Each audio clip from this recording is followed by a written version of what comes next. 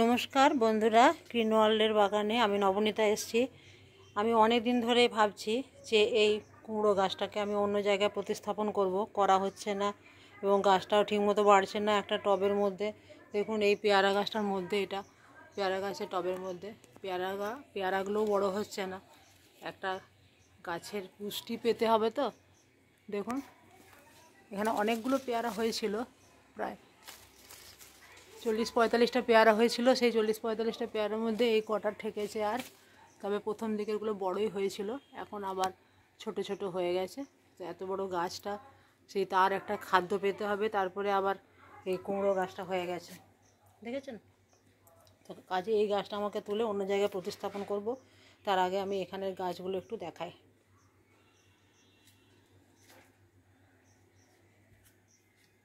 এখানে দেখুন আরেকটা পেয়ারা গাছ, এখানেও আমার 7-8টা পেয়ারা ধরেছিল। এখানে একটু রোদটা কম পায়। এটা একটা আপেল গাছ, আমি এটা ড্রামে লাগিয়েছি। আপেল গাছটা ভালো হয়েছে এবং কুড়িও এসেছিল, দুটো অনেক বড় হয়ে তারপরে ঝরে গেল। আর এটা একটা জামরুল গাছে আমার একটু সারটা বেশি পেয়েছে, গাছটা বড় হয়ে গেছে। এই বছর ধরেনি, গত বছর অনেক ধরেছিল।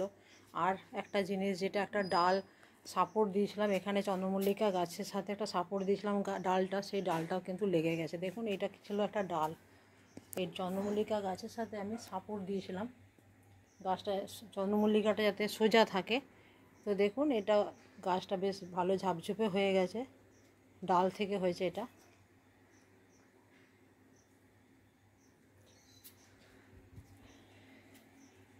আর এই অ্যাডেনিয়াম গাছটা কিন্তু আমার ডাল থেকে করা, ডালটা পুঁতেছিলাম, তাতে আমার এই অ্যাডেনিয়াম এত ঝাপঝুপে হয়েছে। ফুলও প্রচুর হয়, রোদ্দুরটা যখন পায় তখন ভালো ফুলটা হয়। অ্যাডেনিয়াম গাছে প্রচুর রোদ দরকার।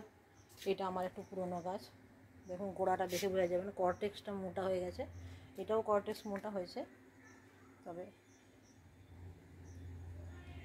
এরকম ডাল থেকে আমি অনেক অ্যাডেনিয়াম করেছি। অ্যাডেনিয়ামের বীজও হয়, অ্যাডেনিয়াম অনেককে দিয়েওছি, বীজও দিয়েছি, বীজ থেকে চারাও করেছিলাম একসঙ্গতে। এখন আর করি না, এত গাছ বেড়ে গেছে। আর এই দেখুন বন্ধুরা, সিম ধরেছে আমার। এখন বাংলা মাসের এখনও শ্রাবণ মাস, এটা এখনও ভাদ্র মাস পড়েনি।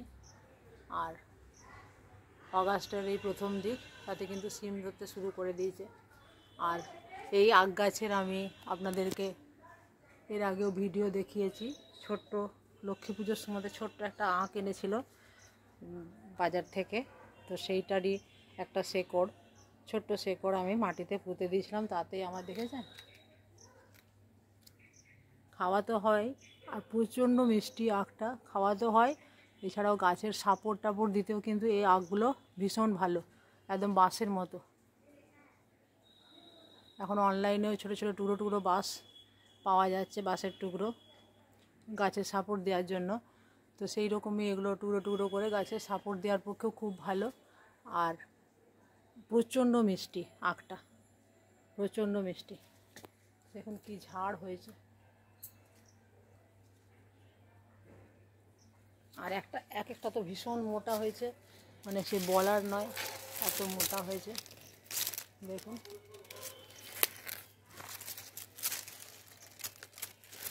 কি মোটা হয়েছে। আর এখানে একটা আখ গাছটাকে প্রথমে সাপোর্ট দেওয়ার জন্য একটা সজনে ডাল পুঁতেছিলাম, সেই ডালটাও দেখুন গাছ হয়ে যাচ্ছে। এই গাছটাকে সরিয়ে দিতে হবে। আর আমার সিম গাছ তো উপরে উঠে যাচ্ছে, দেখতে পেয়েছেন। আর পেঁপে গাছে পেঁপে এই যে ধরা শুরু করে দিয়েছে। এরপর যেটা করব, এখানেও আমার সিম ধরেছে আবার, এই যে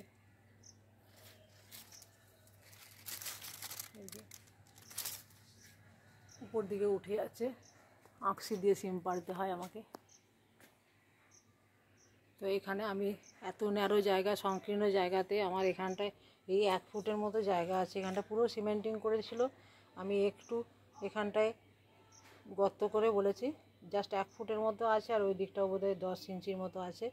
তো সেই রকম জায়গাটা রাখতে বলেছি। তলায় ইট আছে বন্ধুরা, বেশি মাটি ফাটি কিচ্ছু নেই। সবজির খোসা টোসা মাঝে মাঝে ফেলে দিই এখানটা অপরিষ্কার হয়ে আছে। তো এত ন্যারো জায়গা, সংকীর্ণ জায়গাতে আমাকে এখন এই কুমড়ো গাছটা আপাতত দিই, তারপর পরে পরিষ্কার করব। এই যে একটা হাতে ভিডিও করা অসুবিধা, এই যে গাছটা এখান থেকে তুললাম, দেখুন তুলে আমি এখানটাতে লাগিয়ে দিলাম। এই যে কুমড়ো গাছের গোড়া, গাছটা শুরু হয়ে গেছে, পুষ্টি পায়নি বলে দেখুন এই এতটা অবধি গাছটা হয়ে গেছে। তো আমি এখানটা তুলে দিলাম, পরে এর যত্ন করব।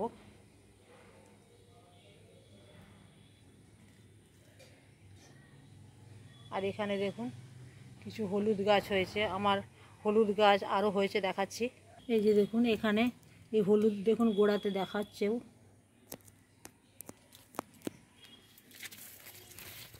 এই দেখুন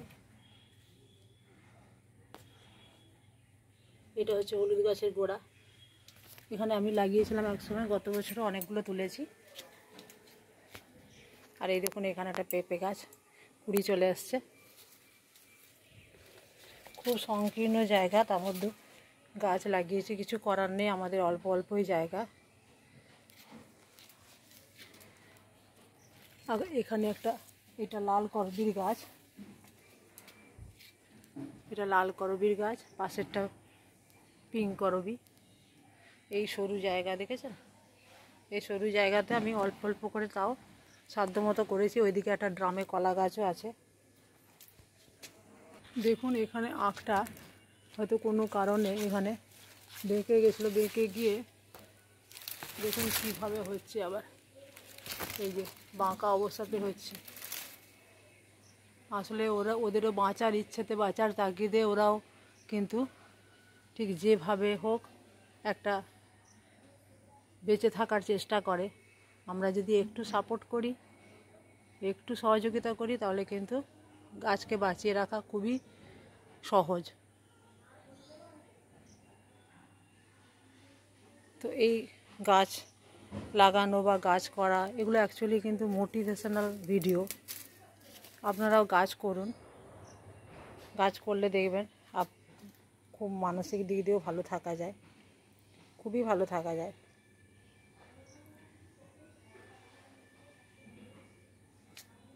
তো এই গাছটা এখন লেগে যাবে, বর্ষাকাল তো লেগে যাবে, টেনশনের কিছু নেই। হয়তো গাছটা একটু বড় হয়ে গেছে, যাই হোক গোড়াটা আমি পুঁতে দিয়েছি, গোড়াটা একটু পরিষ্কার করে ওখানটা পুঁতে দিয়েছি। গাছটা লম্বা একটু হয়ে গেছে, পুষ্টি পায়নি বলে। আজকের ভিডিওটি কেমন লাগলো জানাবেন। আর এখানে দেখুন সকালবেলায় পাতা টাতা পড়ে বলে এখানটায় ধুয়ে দিয়েছি, জল দিয়ে পরিষ্কার করে ধুয়ে দিয়েছি। আর এই দেখুন আমার দূর থেকে গাছগুলো,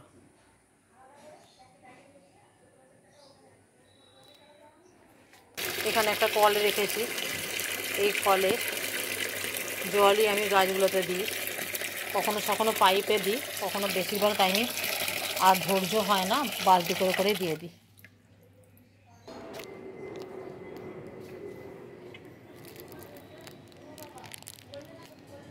এই গাছটা দেখুন পাশের বাড়ির গাছ, কিন্তু কি সুন্দর লাগছে, সাদা ফুল, ধপধপে সাদা।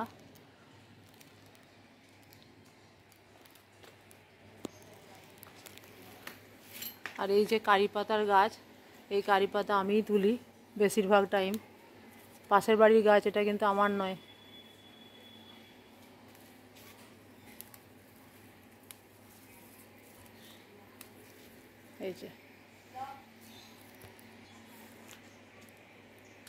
এই যে কারি পাতার গাছটা একটু রুই ধরে যাচ্ছিলো বলে এখানটা কাটা হয়েছে, তারপরে আবার বর্ষার জল পেয়ে দেখুন কি সুন্দর হয়ে গেছে।